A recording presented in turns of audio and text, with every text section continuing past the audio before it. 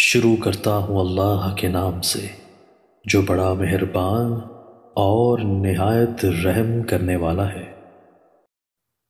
رسول اللہ صلی اللہ علیہ وآلہ وسلم نے ہم سے بیان کیا، قیامت سے پہلے حرج ہوگا۔ میں نے پوچھا اللہ کے رسول حرج کیا ہے؟ آپ صلی اللہ علیہ وآلہ وسلم نے فرمایا قتل۔ کچھ مسلمانوں نے عرض کیا اللہ کے رسول، ہم تو اب بھی سال میں اتنے مشرکوں کو قتل کرتے ہیں۔ آپ صلی اللہ علیہ وآلہ وسلم نے فرمایا مشرکین کا قتل مراد نہیں، بلکہ تم آپس میں ایک دوسرے کو قتل کرو گے۔ حالانکہ آدمی اپنے پڑوسی، اپنے چچا زاد بھائی اور قرابت داروں کو بھی قتل کرے گا۔ تو کچھ لوگوں نے عرض کیا اللہ کے رسول، کیا اس وقت ہم لوگ عقل و ہوش میں ہوں گے کہ نہیں؟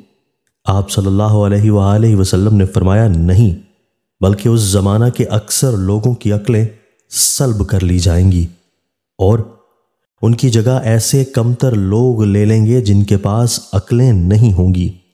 پھر ابو موسیٰ اشعری رضی اللہ تعالیٰ عنہ نے کہا قسم اللہ کی میں سمجھتا ہوں کہ شاید یہ زمانہ مجھے اور تم کو پالے۔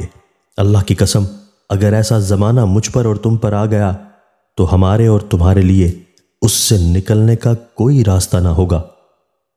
جیسا کہ ہمارے نبی صلی اللہ علیہ وآلہ وسلم نے ہمیں وصیحت کی ہے، سوائے اس کے کہ ہم اس سے ویسے ہی نکلیں جیسے داخل ہوئے۔ رسول اللہ صلی اللہ علیہ وآلہ وسلم نے فرمایا میری امت میں سے کچھ لوگ شراب پئیں گے اور اس کا نام کچھ اور رکھیں گے۔ ان کے سروں پر باجے بجائے جائیں گے اور گانے والی عورتیں گائیں گی، تو اللہ تعالیٰ انہیں زمین میں دھسا دے گا اور ان میں سے بعض کو بندر اور سور بنا دے گا۔